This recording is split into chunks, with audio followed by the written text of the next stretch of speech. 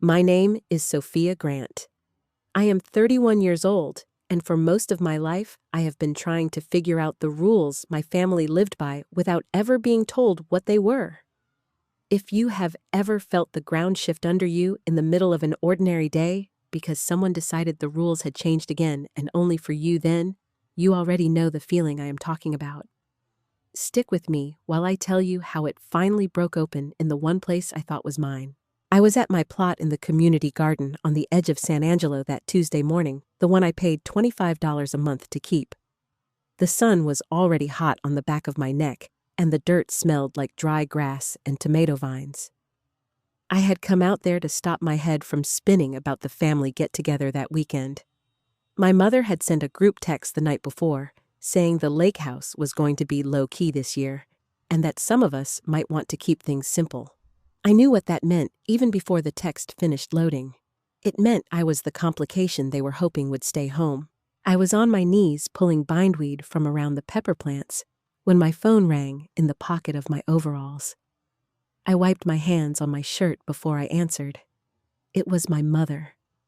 Her voice was warm the way it gets when she has already decided how the conversation is going to end.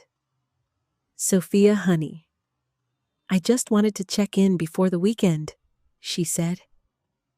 "Your sister is really looking forward to this. She needs it to be peaceful. You understand, don't you?" I stayed quiet for a second too long. She filled the silence the way she always did. "It's not that we don't want you there. It's just that when you're around, everyone feels like they have to be careful. Amanda said the same thing when I talked to her yesterday. She's worried about you too." Amanda Torres had been my mother's best friend since before I was born. She showed up at every birthday party with the perfect gift and the perfect concerned look. I had never once heard her say anything that didn't eventually circle back to what my mother wanted. I told my mother I would think about it and hung up before my voice could shake. The phone felt hot in my hand. I dropped it on the wooden border of the plot and went back to the weeds like they had personally offended me. My chest was already tight. Part of me was already making excuses for her. Maybe she was just tired. Maybe I really did make things tense, while another part was screaming that this was the same soft knife she had been using since I was 12. I was still kneeling there when Elena Vargas from the next plot walked over carrying a faded manila envelope. Elena was in her late 50s, always wore a big straw hat, and never asked for anything except help lifting the hose sometimes. She held the envelope out like it might bite her. "I've been meaning to give this to you for months," she said. "It was in the back of the storage shed when the garden committee cleaned it out last spring. Your name wasn't on it, but the handwriting looked like family. I figured you should have it before someone else found it." I took the envelope. The paper inside was yellow at the edges and smelled like old basement. One single sheet written in my mother's careful cursive from years ago. At the top, she had written family understandings, for everyone's sake. Below it were lines like bullet points. Sophia will be the one who steps back when plans change. Sophia will not ask why she is left out. Sophia will keep the peace so the rest of us can enjoy the day. Sophia understands that her feelings are not the priority. It was dated the summer I turned 13. I read it twice before my hands started to shake so hard the paper rattled. All those years of being told I was too sensitive, too dramatic, too much, the proof had been sitting in a garden shed for God knows how long. My mother had written the rules down like a contract and then spent the next 18 years pretending they didn't exist. Elena must have seen my face because she took a step back. "You okay, honey? You look like you saw a ghost." I couldn't answer her. My throat had closed up. I folded the paper and shoved it into the front pocket of my overalls like it might disappear if I didn't hold on to it. That was when Amanda Torres pulled into the gravel parking area in her white SUV. She got out already wearing the expression she used for, "I'm just here to help." She walked straight across the rows like she owned the place and stopped at the edge of my plot. "Your mom called me on the way over," she said, voice dripping with that fake softness. "She said you sounded upset.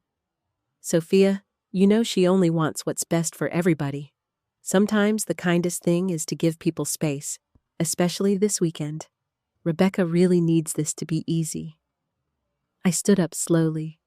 Dirt fell off my knees. The paper in my pocket felt like it was burning through the fabric. "So, you and my mother decided I shouldn't come?" I said. My voice sounded steadier than I felt. Amanda tilted her head like I was a child having a tantrum. "It's not a decision against you. It's a decision for the family. You always take things so personally. That's part of the problem, isn't it?" Elena was still standing a few feet away. She looked between us like she had walked into the middle of a storm she didn't see coming. I wanted to scream. I wanted to throw the paper at Amanda and ask her if she had known about it too. Instead, I just stood there with my hands clenched at my sides, while my mind jumped from every birthday I had spent in the kitchen, helping, while everyone else opened presents to every Thanksgiving I had been asked to sit at the kids' table until I was 25, to every time my mother had said, "We just want you to be happy," right before she took something else away. Amanda kept talking, her voice getting quieter and more reasonable with every word. "Your mom is worried you're going to make a scene. She asked me to check on you because she knows how you get. If you just let this one go, maybe things can calm down." I looked past her at the rows of other people's gardens. Someone 2 plots over was laughing with their kid. The normal sound of it made the shaking in my hands worse. "I have the paper," I said. Amanda's smile slipped for half a second before she caught it. "What paper?" I didn't answer. I turned and walked toward my car, the envelope still in my pocket. Elena called after me, but I didn't stop. My legs felt like they belonged to someone else. Inside the car, the air was already hot. I sat with both hands on the steering wheel and tried to breathe. The document was real. My mother had written it. She had let me believe for years that the exclusions were just how things worked, that I was the one who needed to try harder when the whole time she had a list. My phone lit up on the seat beside me. Amanda's name. I let it ring until it stopped. Then it started again. This time, it was my mother. I watched the screen until it went dark. I drove out of the gravel lot with the paper still in my pocket and the taste of dirt in my mouth. The weekend was 2 days away. The rules my mother had written when I was 13 were still sitting there waiting to be followed. And for the first time, I could remember I wasn't sure I was going to follow them. The shaking in my hands hadn't stopped. It was spreading up my arms now into my chest. I didn't know if it was anger or fear or both. All I knew was that the quiet little garden plot I had claimed as mine didn't feel quiet anymore. It felt like the place where everything I had been pretending not to see had finally been dug up. I drove straight to my little rental house on the quiet street 2 blocks from the garden. The steering wheel felt slick under my hands, even though the air conditioning was on full blast. My mind kept jumping between the words on that paper and the way Amanda had stood there smiling, like she was doing me a favor by delivering my mother's message. 1 second, I was furious enough to turn the car around and go back to the garden to shove the paper in Amanda's face. The next second, I was wondering if I had read it wrong, if maybe it was from some old game or a joke I had forgotten. That was the part that scared me most, the way my brain still tried to make it my fault. I pulled into the driveway and sat there with the engine running for a full minute before I turned it off. The house was small, just 2 bedrooms and a porch that faced the street. I had painted the swing myself last summer, a soft blue that was already starting to peel in the Texas sun. I took the manila envelope inside, locked the door behind me even though it was the middle of the day, and sat down at the kitchen table. The paper was still warm from being in my pocket. I spread it out under the overhead light. There were more lines than I had seen at first. My mother's handwriting was neat and even like she had taken her time. Sophia will be the one who understands when we need to change plans last minute. Sophia will not make the rest of us feel guilty for wanting a peaceful day. Sophia knows her role is to keep things easy for everyone else. These understandings are for the good of the whole family. At the bottom, she had signed it and dated it the summer before my 8th grade year. I remembered that summer. My sister Rebecca had a big dance recital, and my parents had rented a lake house for the whole weekend. I had been told at the last minute that there wasn't room for me in the car, and that I should stay with our aunt instead.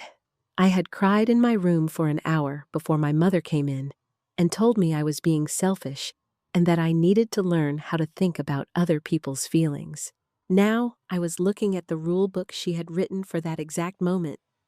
My phone buzzed on the table. Amanda again. I let it go to voicemail. Then it buzzed a second time. My mother's name lit up the screen. I picked it up before I could talk myself out of it. Sophia. I heard you had a little moment at the garden, my mother said. Her voice was still soft, but there was an edge underneath it now. Amanda is very concerned. She said you raised your voice at her in front of other people. That's not like you. I closed my eyes and pressed the phone harder against my ear. I found something today. There was a short pause. What kind of something? A paper you wrote a long time ago. It has rules on it. Rules about me. My mother laughed, but it sounded thin. Honey, you're going to have to be more specific. I've written a lot of things over the years. I read one line out loud, then another. My voice stayed steady, even though my hands were shaking again. When I finished, the line was quiet for so long, I thought she had hung up. That was a long time ago, she finally said. You were a difficult child. We had to have some structure. You're twisting it into something it wasn't. I was 13. And you still act like it, sometimes she snapped, then caught herself and softened again. Look, I'm not doing this over the phone. If you want to talk about old family business, we can do it this weekend, like adults, but only if you can promise to keep it calm. Amanda thinks it would be better if you just stayed home and gave everyone some breathing room. I tend to agree. I felt something crack open in my chest. It wasn't anger exactly. It was the same feeling I used to get when I was little and realized the game was rigged before I even started playing. You already decided I'm not coming, I said. We decided what's best for the family, she corrected. There's a difference. You've always had trouble seeing that difference. She hung up before I could answer. I sat at the table with the paper in front of me and tried to breathe. My thoughts were all over the place. Part of me wanted to rip the paper into pieces and pretend I had never seen it. Another part wanted to drive to her house right now and tape it to her front door. A third part was already making a list of every time I had swallowed my feelings so the weekend could be easy for everyone else. The list was long. It made my stomach turn. I called Jordan Hale. He was the only person in town I could talk to without feeling like I had to explain the whole history first. We had worked together at the county office for 3 years. He answered on the second ring. You sound like you're about to cry or punch something, he said after I told him the short version. I found proof, I said. Actual proof that she wrote down how I was supposed to disappear whenever it was convenient. Jordan was quiet for a second. You want me to come over now? I don't know. Maybe. I stood up and walked to the front porch. The swing creaked when I sat down. The street was empty except for Mrs. Ramirez walking her dog at the end of the block. Everything looked normal. That made it worse somehow. Sophia, you don't have to go this weekend, Jordan said. You know that, right? You can just not go. I know, I said, but I didn't move. Because not going felt like losing, and going felt like walking into a trap I already knew was there. We talked for a few more minutes. He told me to text him if I needed anything. I promised I would. When I hung up, The phone felt heavier than before. I was still on the porch when Amanda's SUV drove slowly past the house. She didn't stop. She just looked over like she was checking to make sure I was still where she had left me. The look on her face was the same concerned one she had worn at the garden, but now it felt like a warning. My mother texted 10 minutes later. "We're moving the get-together to the restaurant instead of the lake house. Less stress that way. If you decide to come, please be on time and keep things light. Amanda will be there too, so she can help keep the peace if it gets hard for you." I read it 3 times. They were changing the location so it would be easier to manage me if I showed up. They were bringing Amanda as backup. The invisible rules were still working even after I had found the paper. I stood up from the swing so fast it banged against the house. My heart was beating too hard. I went back inside, grabbed my keys, and drove. I didn't have a plan. I just needed to move. I ended up at the little church on the corner of Main and Elm.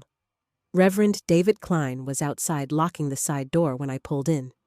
He was in his 60s, always wore a faded black shirt and jeans on weekdays. He had married my parents and baptized my sister and me. He had also been the only adult who ever asked me how I was doing without already having an answer ready. He saw me and waved. I got out of the car before I could change my mind. "Sophia," he said, "you look like you've been wrestling with something bigger than you." I almost laughed. Something like that. We sat on the low wall by the parking lot.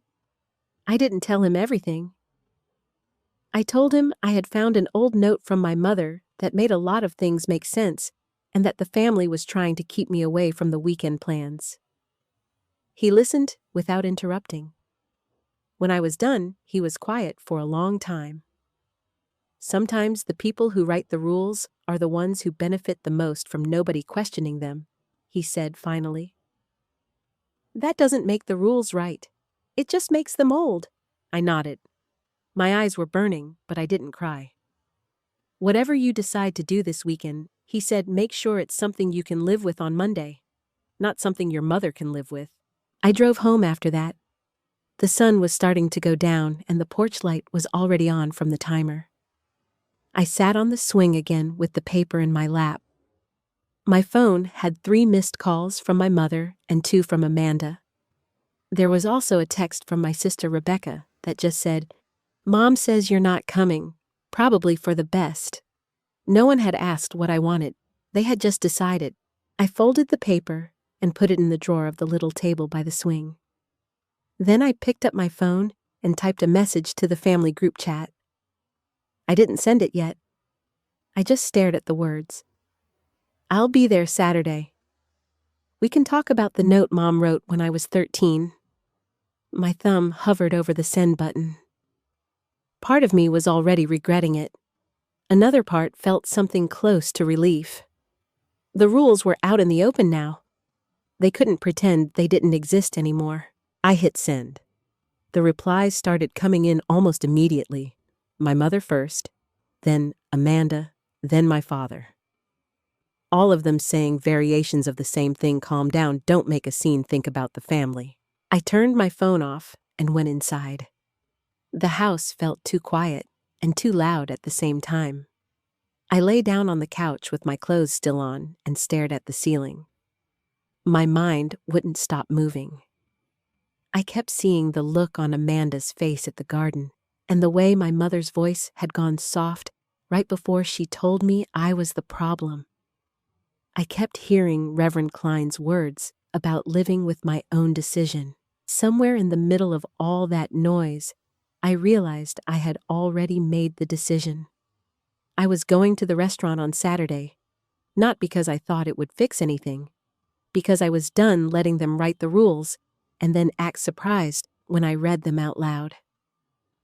The phone on the coffee table lit up, even though I had turned it off. Amanda's name again. I didn't answer. I just watched it ring until the screen went dark. Outside, the wind picked up and the porch swing creaked against the side of the house like it was trying to get my attention. I closed my eyes and tried to sleep. The weekend was less than 48 hours away. The paper was still in the drawer. And for the first time in a long time, I wasn't sure which version of myself was going to walk into that restaurant. Saturday morning came too fast. I woke up on the couch, still in yesterday's clothes, the manila envelope on the coffee table like it had been watching me all night. My phone was still off. I turned it on only long enough to see the string of messages from my mother Amanda and even my father telling me to think carefully before I showed up. Rebecca had sent one short text at 2 a.m. Just don't make it worse than it already is. I didn't answer any of them. I took a shower, put on the one nice dress I owned that didn't feel like armor, and drove to the restaurant they had picked. It was the kind of place with white tablecloths and servers who called you ma'am, even when you were clearly from the wrong side of town. My mother had chosen it on purpose. Public enough that I would feel watched. Nice enough that raising my voice would look like I was the problem. I parked in the back and sat in the car for 10 minutes with the envelope in my lap. My hands were steady now. The shaking from Thursday had turned into something colder and clearer. I kept replaying Reverend Klein's words in my head, make sure it's something you can live with on Monday. I still didn't know what that version of me looked like, but I knew I couldn't keep swallowing the rules anymore. When I walked in, they were already seated at a round table near the window. My mother, my father, Rebecca, and Amanda. 4 against 1, just like always. My mother saw me first. Her face did that quick shift from polite to concerned that she had perfected. "Sophia," she said, standing halfway, like she might hug me if the audience was watching. "You came." We were starting to worry. Amanda gave me the same soft smile she had used at the garden. "We saved you a seat, right here next to me." I sat down across from my mother instead. The server came and took drink orders. Everyone ordered wine except me. I asked for water. My mother's mouth tightened for half a second before she smoothed it over. "We were just talking about how nice it is to have the whole family together without any drama," she said, looking at Amanda for backup. Amanda nodded. "Your mother has been so stressed about this weekend. She really wants everyone to feel comfortable." I took the envelope out of my bag and laid it on the table next to the bread basket. I didn't open it yet. I just let it sit there. My mother's eyes flicked to it and then away. "What's that? Something I found at the garden?" I said.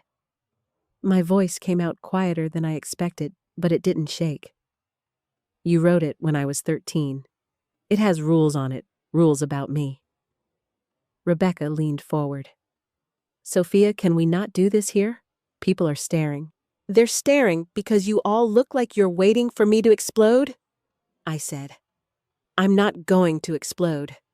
I just want to know why you wrote that I was supposed to disappear whenever it was convenient for the rest of you." My father cleared his throat. "That was a long time ago. Things were different then." "Were they?" I asked. "Because last week you changed the location of this dinner so it would be easier to manage me if I showed up. And you brought Amanda to keep the peace.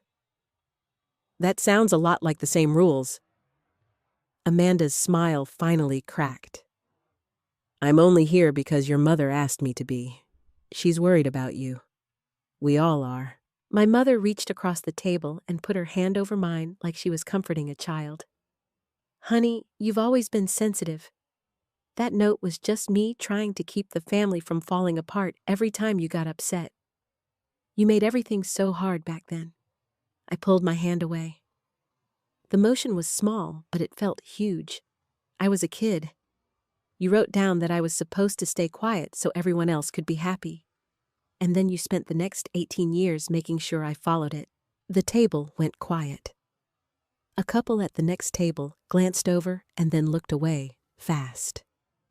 My mother's face had gone pale under her makeup.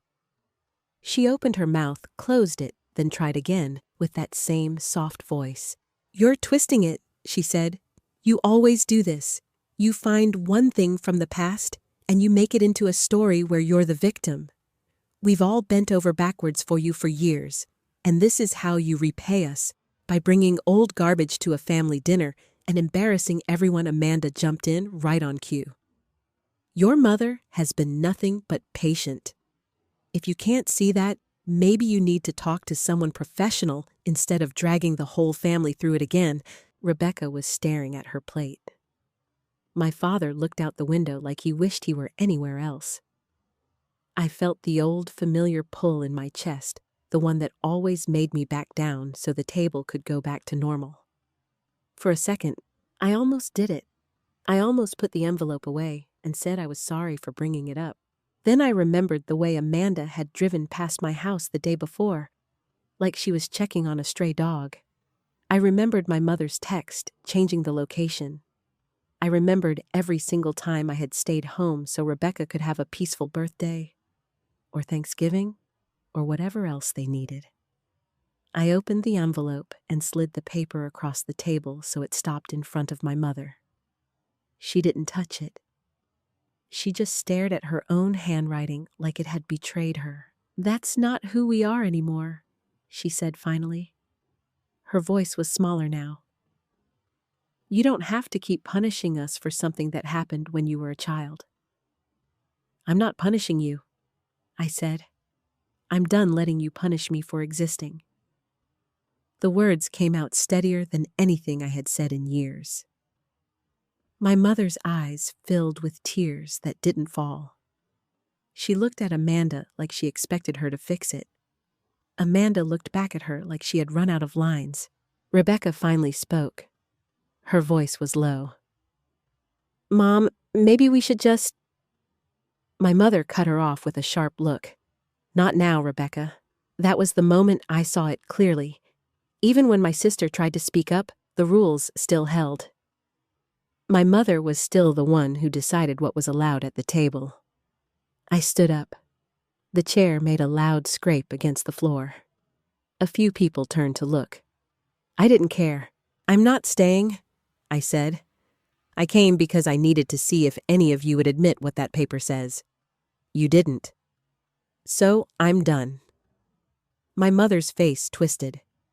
"If you walk out of here right now, don't expect us to keep making room for you. We've tried. We really have. But you make it impossible." I looked at her for a long second, then at Amanda, who wouldn't meet my eyes, then at my father, who still wouldn't look away from the window. Rebecca was the only one who looked back at me. She gave the smallest nod, almost like she was sorry, but couldn't say it out loud. That was the ironic twist I hadn't seen coming. Even the one person who might have stood with me in another life couldn't do it when it actually mattered. The rules were stronger than any of us. I left the envelope on the table and walked out. The server tried to hand me a menu on the way, but I shook my head. Outside, the air felt cleaner than it had any right to. I got in my car and drove home without turning the radio on. My hands didn't shake once. That night, I sat on my porch swing with the lights off. The street was quiet. Somewhere down the block, a dog barked and then went silent. My phone lit up with one last message from Amanda. "Your mother is devastated. I hope you're happy with what you've done to this family." I blocked her number. Then I blocked my mother's. Then my father's. Then Rebecca's. I didn't cry while I did it. I just felt the quiet settle in around me like a coat that finally fit. Elena Vargas texted me the next morning. She had heard from someone at the garden that there had been family drama at a restaurant. She didn't ask for details. She just said her plot was looking good and that I was welcome to come by whenever I wanted, no questions asked. I thanked her and put the phone down. I didn't go to the garden that day. I wasn't ready to explain anything yet. Reverend Klein called later in the week. He didn't preach or ask me to forgive anyone.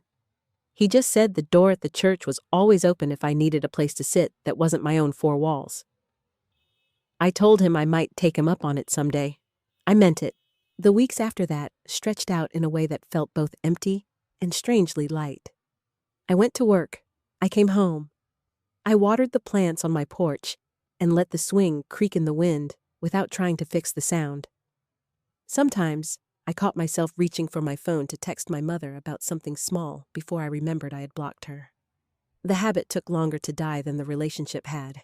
Amanda tried once more through a mutual acquaintance at the county office, sending a message that my mother just wanted to know I was okay. I told the acquaintance to let her know I was fine and that I didn't need any more check-ins. The message got back to me that Amanda had looked genuinely surprised. I guess she had expected me to keep playing by the old rules, even after I had read them out loud. The ironic part was that by walking away, I had given them exactly what the paper said I should do. I had made myself disappear so the rest of them could have peace. Only this time, it was on my terms. They didn't get to call it concern or love or family anymore. They just got the silence they had always wanted from me. Some nights, the quiet on my porch felt too big. I would sit there with a cup of tea going cold in my hands and wonder if I had thrown away the only people who had ever known me. Then I would remember the way my mother had looked at that paper, like it was a stranger's handwriting, and I would know I hadn't thrown anything away. I had just stopped pretending the rules were invisible. Jordan came over once with takeout and didn't ask me to talk about it. We ate on the porch and watched the streetlights come on. When he left, he said, "You look like you're finally breathing without asking permission first." I didn't know how to answer that, so I just nodded. Elena started leaving little cuttings from her plot on my porch step on Tuesdays. She never knocked. I never asked her to stop. It was the closest thing to uncomplicated kindness I had felt in a long time. I didn't get a big apology or a dramatic family reckoning. No one came to my door with tears and promises that things would be different. The organic fallout was quieter than that. My mother stopped being invited to certain community things because word got around that she had family trouble. Amanda's concerned act started to look thin to people who had seen her at the garden that day. Rebecca texted me once more months later, saying she was sorry for not saying more at the restaurant. I didn't answer. I had already learned that sorry, without change, was just another rule I didn't have to follow. On a warm evening in late fall, I sat on the swing with the manila envelope in my hands. I had never put it back in the drawer. I opened it one last time, read the neat cursive lines that had governed so much of my life without me knowing. And then I walked to the trash can at the curb and dropped it in. The lid closed with a soft, metallic sound. That was it. No fireworks, no final confrontation. Just a piece of paper going where old rules belong. I went back to the swing and pulled my knees up. The street was empty. My phone was silent. For the first time in 31 years, I wasn't waiting for anyone to call and tell me what version of myself I was allowed to be that day. The quiet wasn't peaceful exactly. It was just mine, and that was enough to start building something new on. Thank you for listening to my story all the way through. If you've ever had to choose between keeping everyone else comfortable and finally choosing yourself, even when it leaves you standing alone on your own porch with nothing but the truth, I hope this helped you feel a little less crazy for wanting that. Drop a comment and tell me what you would have done when you found that paper. I read what you share.